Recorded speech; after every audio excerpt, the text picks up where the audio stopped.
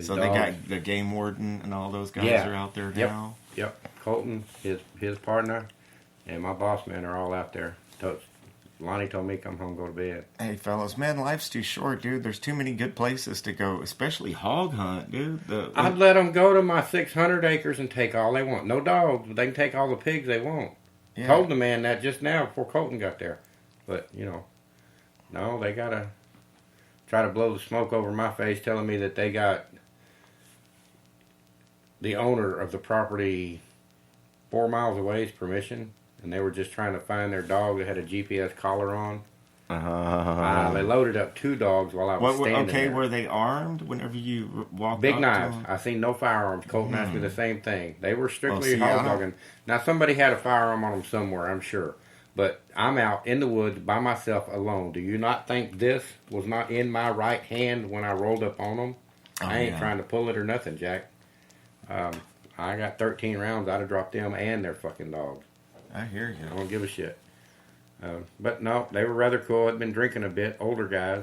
See, that doesn't mix, man. But they had some younger dudes with them. That's what made them keep their cool. See, they had a couple of teenage boys with them too. Yeah, they weren't. High dollar. Man, these guys got lots of money invested in these dogs. Beautiful dogs. Big, huge, cut vest, big GPS collars. I can say, like, you go out there to check your oil wells and junk like that, dude, I get lost out there. Like, I told someone, I probably talked about it on the podcast before, that I went out there with you one night. It took like an hour and a half to get out there, and then another hour to go down these, like, shell roads and stuff. And I was like, dude, if my brother dropped me off out here, I would just be lost.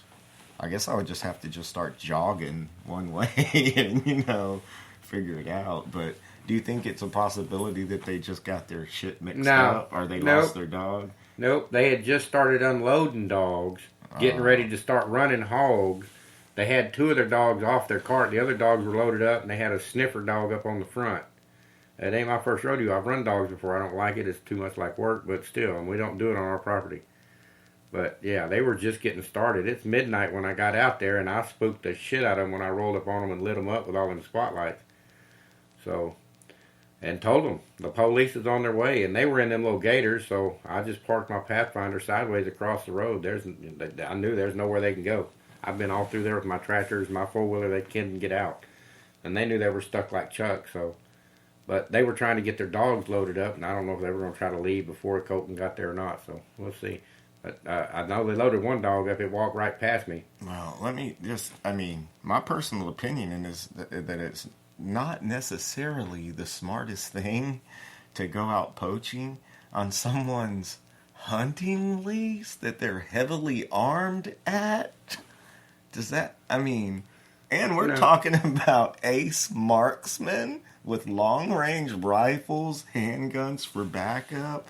Come on, guys. Use your brain before you lose your brain, because... they've been all over. I know they've run into my feeders. They've run into my stands. They've run into my food plots. But so now these these dogs don't give a shit. They'll cover miles and miles in a night. Mm-hmm. If they're little side-by-side Yamaha... So y'all got them on film out there, too, then. Yeah. Lonnie's going to go pull all the fucking... Not only, everyone has game cameras out too, you idiots. Yeah, we've been watching all of our plots. The deer season just opened this morning, so, we're seeing what's coming into these feeders. And, we've got 35 feeders on this 9,000 acres. It's, the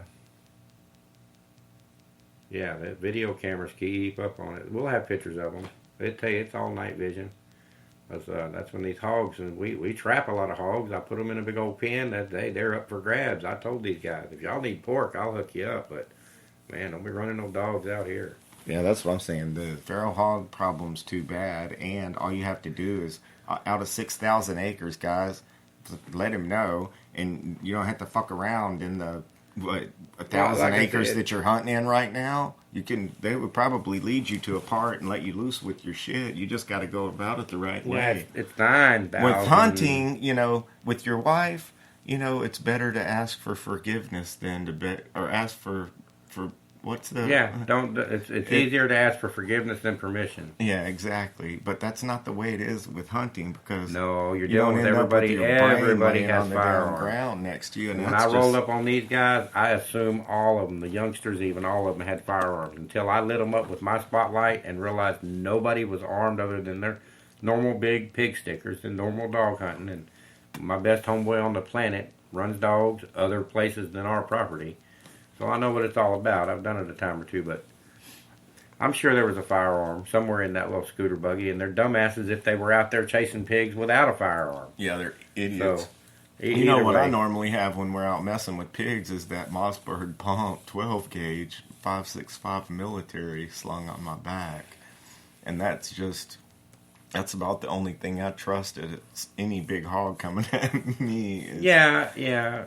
Well, bigger caliber handguns. If you can hit what the fuck you're shooting at with them. Exactly. Yeah. Well, that's the 40 that's and gun control. Is actually hit what you're aiming at.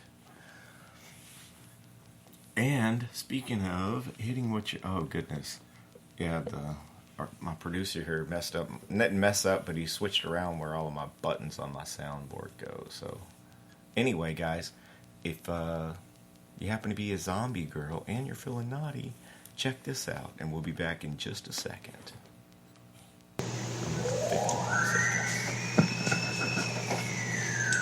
NaughtyGirlClothing.net, NaughtyGirlClothing.net, NaughtyGirlClothing.net. Hey, are you feeling naughty, but you're sitting around in some stained t-shirt and unbecoming bottoms? NaughtyGirlClothing.net has got you covered.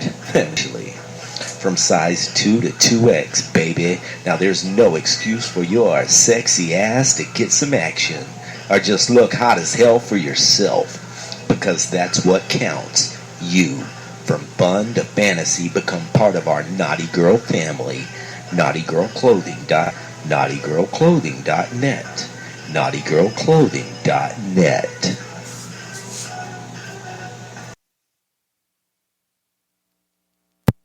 Cut collars. Okay, zombie girls. If you do go to NaughtyGirlClothing.net, use the coupon code ZombieGirls.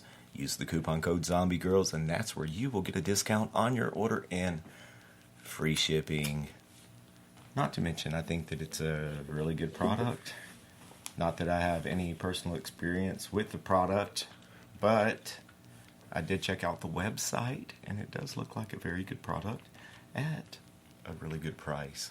So go ahead and give your significant other your credit card, or pull out your credit card and go to NaughtyGirlClothing.net and order you up some Naughty Girl clothing. Check it out. All right.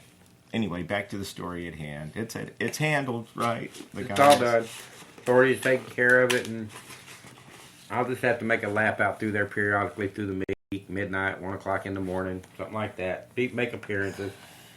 And they never know if I'm sitting around the corner or not. We've got night vision and all that.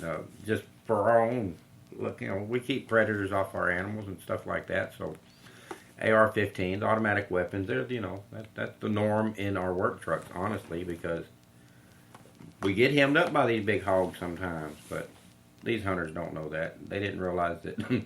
They're not, some of the feral these are hogs, older guys, it's not like you can go up to them and pet them. Come here, piggy. No. They're not very friendly, especially if you stumble into them. No, I've had them put me up trees, till you get your wits about you and get your bearing. They're on you, and they startle you, you startle them.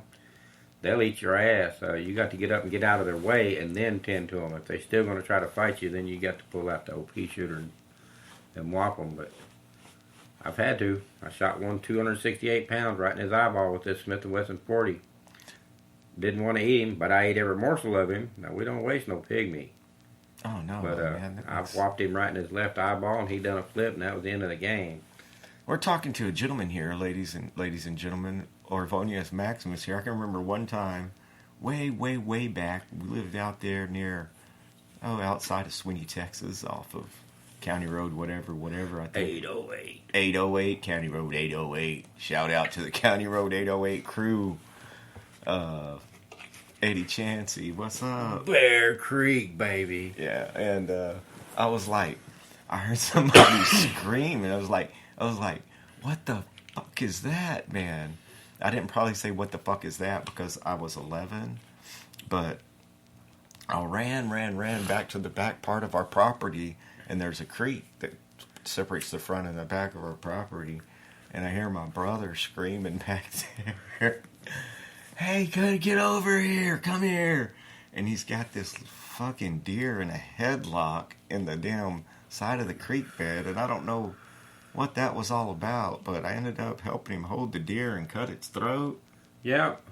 What I was that? had one That's the shot first with time a I've thought 20 gauge shotgun. I shot the deer. It was a legal deer. I was licensed to hunt the deer. I shot the deer.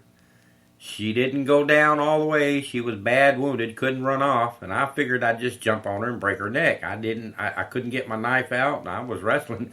And this bitch started whooping my ass. So all I could do was just hang on to her until somebody got there to help me. Yeah, I wrestle her around a little bit, and I killed her as humanely as I could. That's what I was trying to do, is just put her down. Now, we eat every morsel of this deer, so, it's all a good thing, but sometimes I was wanting to fill that freezer up. I had one bullet left. I was coming in for the evening.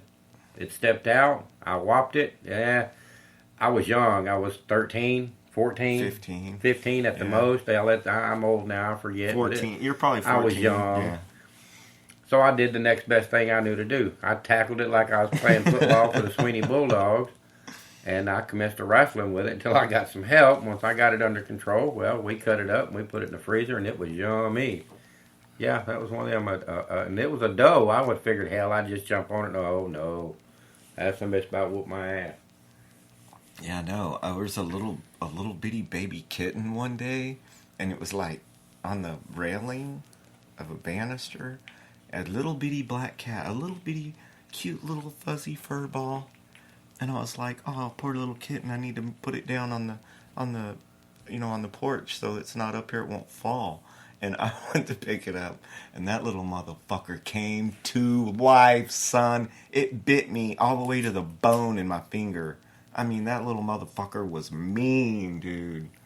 A little feral ass cat, dude. A little bitty. I mean, it would fit in the palm of my hand, and there's no way that little thing will eat you alive.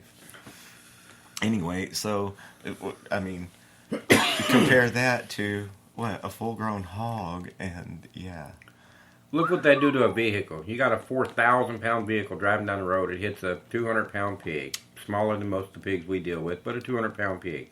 It'll total a 4,000-pound automobile. Oh, yeah, easily. That's just a dead stop. I mean, they're hard to kill. I mean, you got to hit them in the right place with a big rifle. I've seen them get up and run away. I use an SKS. It's a 7.62 by 3.9. It's at 100 yards, it'll drop most anything. And I've had pigs get up and take a couple of steps, and I'd have to run another round to them. So, they're tough. So yeah, the cool weather just came in right in time for the hunting season to start. Just for like archery clockwork. season, that's all bow season. Rifle season open here in a couple of weeks. And then for me, when rifle season opens, pistol season. I hunt strictly with my Smith & Wesson 40 caliber. So that's what you're going to hunt with this year? That's exactly what I'm hunting with this year. Deer hunting, hog hunting, whatever. And, of course, now I'll have a long gun with me. I'm not a dummy. I've been hunting a lot of years. And if Big Mooey steps out and he's 100 yards away instead of 40, well, judgment call. Take the. But I'm going to primarily try to do all of my kills with my Smith & Wesson. Well, I mean, normally where you set up your stand or whatever is going to be, where your primary target is going to be within your. I've got a food plot within 40 yards of my stand, and I've got two different feeders to have a look at. One at 45 yards and one at 50 yards, and up to about 65 yards with this Smith. I'm pretty damn accurate, so I'm comfortable up to 50 yards. 60 yards, if he's a big mooey, I'll bust his ass. But so just remember that next time you see a nice truck sitting there running, sitting outside the grocery store, and you want to steal it, just remember that the gentleman that's driving it might be a pretty damn good shot at that 40 or 50 yards. I'm not saying you. I'm saying anyone in Texas. It could happen to anybody. I am a licensed handgun carrier, and you can bet your ass it's on me. I've got friends on the East Coast, and I thought that you weren't allowed to have guns in like New Jersey and New York. But yeah, it's just